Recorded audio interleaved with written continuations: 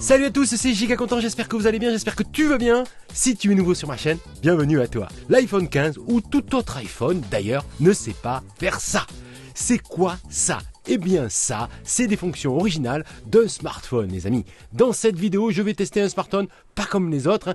Voici le Blackview 8900, un smartphone costaud et avec un look aussi de chez Musclé qui offre plusieurs fonctionnalités rares chez les smartphones grand public. Allez, juste pour un apéro, ce smartphone est presque indestructible, offre une autonomie monstrueuse jusqu'à 45 jours en veille et propose aussi une caméra thermique, oui, et ça marche.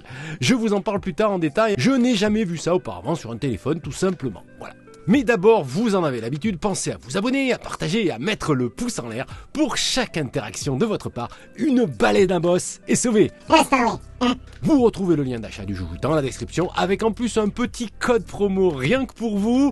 Allez, vamos! Mais avant tout, on commence par une séquence design.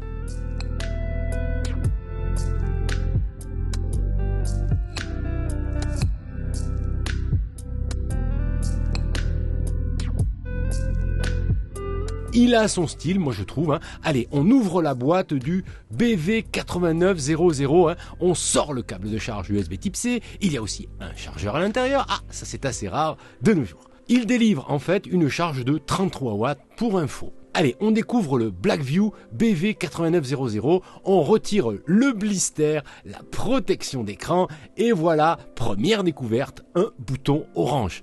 Tiens, ça nous rappelle le bouton action de l'Apple Watch Ultra. Je vous dirai à quoi ça sert pendant le test. C'est un smartphone original dit robuste, comme on dit, taillé pour les aventuriers, les professionnels de terrain, bref, un char d'assaut. Vous verrez que je n'exagère pas ou peu. Double moulage, TPU et aluminium pour les bordures, coin en caoutchouc robuste, norme IP68 bien sûr, mais aussi IP69K, résistant en fait aux chutes et capable de supporter une immersion à 1,5 m de profondeur pendant 30 minutes. On est sur une norme militaire les amis, MILSTD 810H pour les connaisseurs. Quand je vous dis char d'assaut, mais en tout cas, un design sympa, un char d'assaut sympa. La prise en main est agréable, attention, il pèse son poids dans la poche, 398 grammes pour être précis, c'est pas léger, mais c'est un smartphone clairement taillé pour l'aventure, une vraie proposition. Mais je vais y revenir, terminons avec les specs classiques. En façade, nous avons un bel écran de 6,5 pouces, correct, je ne vais pas entrer dans les détails les amis, mais il est efficace avec une protection Gorilla Glass 7 et la norme TUV pour la protection de la lumière bleue pour protéger nos yeux. Le Blackview BV8900 est mis en musique par un socle milieu de gamme, le Mediatek Helio P90. Ce n'est pas le plus puissant des processeurs, mais avec ses 16 Go de RAM, 8 Go en hardware et 8 Go de mémoire virtuelle, on peut quand même jouer avec. C'est pas un téléphone fait pour ça, mais j'ai testé, ça marche, l'expérience est fluide, rien à redire. Allez, pour les puristes, son score en toutou est de 201 260.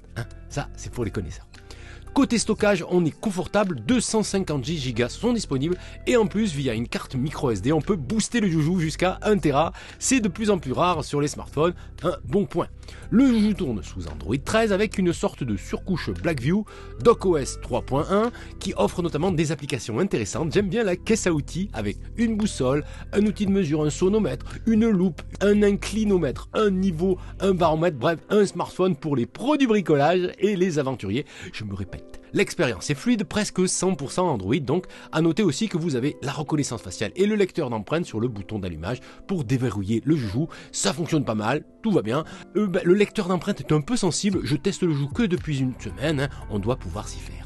Allez, on continue avec la partie photo. À l'arrière, vous découvrez donc deux capteurs. Le capteur principal de 64 millions de pixels signé Samsung, c'est le ISOCELL GW3 que vous retrouvez sur plusieurs smartphones milieu de gamme comme le Samsung Galaxy M52 ou encore le Xiaomi 11. Vous avez plusieurs modes de prise de vue sympa, un mode nocturne, un mode beauté et un mode 64 millions de pixels pour prendre des photos haute résolution. Un mode pro est même disponible, je trouve ça sympa, on peut prendre la main sur les réglages pour affiner son image. Sur un iPhone, il n'y a pas cette fonction en natif. Je vous montre quelques clichés pour l'exemple. Ce n'est bien sûr pas le meilleur capteur du marché, c'est clair. Nous sommes sur un smartphone à moins de 400 € quand même. Le capteur de 16 millions de pixels en façade est correct, plutôt pas mal même. Allez, pour être complet, à noter que vous pouvez filmer en Full HD ou en 4K. Mais c'est surtout le second capteur qui est intéressant. Je n'avais jamais testé ça avant les amis. C'est une caméra thermique qui permet de voir et mesurer la chaleur d'un objet, d'une personne ou d'un animal grâce à l'application FLIR. Les zones chaudes sont matérialisées en rouge/jaune et les zones froides dans les tons de bleu. Idéal pour une vision nocturne, pour observer des animaux par exemple, ou pour détecter des fuites d'eau ou des zones de chaleur. Pour ma part, je vais par exemple utiliser la caméra thermique pour détecter les zones de tension sur les joujoux que je teste, smartphone, PC, Mac, etc., etc. On peut même mesurer la température d'une zone, ça c'est sympa, on peut avoir des chiffres. Dommage que l'on ne puisse pas avoir une vision plus large, un zoom x4 est appliqué automatiquement, c'est peut-être l'application gratuite qui est limitée. C'est une fonction qui sera très utile pour les campeurs, les chasseurs, les travailleurs dans le bâtiment ou même les plombiers aussi, les pompiers, bref, c'est vraiment une fonctionnalité rare sur un smartphone. Il y a aussi un bouton orange, paramétrable, un bouton action disons, comme sur les Apple Watch. Vous pouvez donc y assigner via les paramètres 3 raccourcis ou lancement d'une application. Un seul clic, un double clic et une pression longue et vous lancez 3 types de raccourcis. J'aime beaucoup cette fonction qui permet de mettre à portée de boutons 3 applications favorites, par exemple l'appareil photo, la torche ou une boussole pour les aventuriers. J'aime. Allez, j'ai encore une caractéristique à vous présenter, là aussi c'est du lourd, la batterie est énorme, 10 mAh, c'est quand même... Cela offre une autonomie juste dingue, 45 jours en veille selon la marque, 52 heures de musique ou 70 heures d'appel. Bref, depuis que j'ai reçu le joujou il y a une semaine, je l'ai toujours pas rechargé.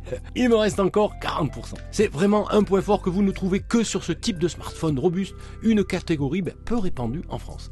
En plus, il offre la charge inversée et vous permet de recharger vos autres joujoux via le port USB type C. Ça fait aussi powerbank quoi. Pour conclure, j'adore le joujou, je ne m'y attendais pas. C'est la première fois que je teste un smartphone robuste avec une énorme autonomie. Pas comme téléphone principal, mais comme téléphone pro, j'entends. Pour le terrain, je le trouve super intéressant. Allez, le zoom x2 est un peu léger pour un téléphone d'aventurier. Un zoom plus puissant serait le bienvenu. Mais malgré son format mouse costaud, je l'aime bien le Blackview BV8900. Certes, ce n'est pas le meilleur en photo, ni en vidéo ou en puissance. Mais j'aime la proposition originale. Un mobile taillé pour l'aventure.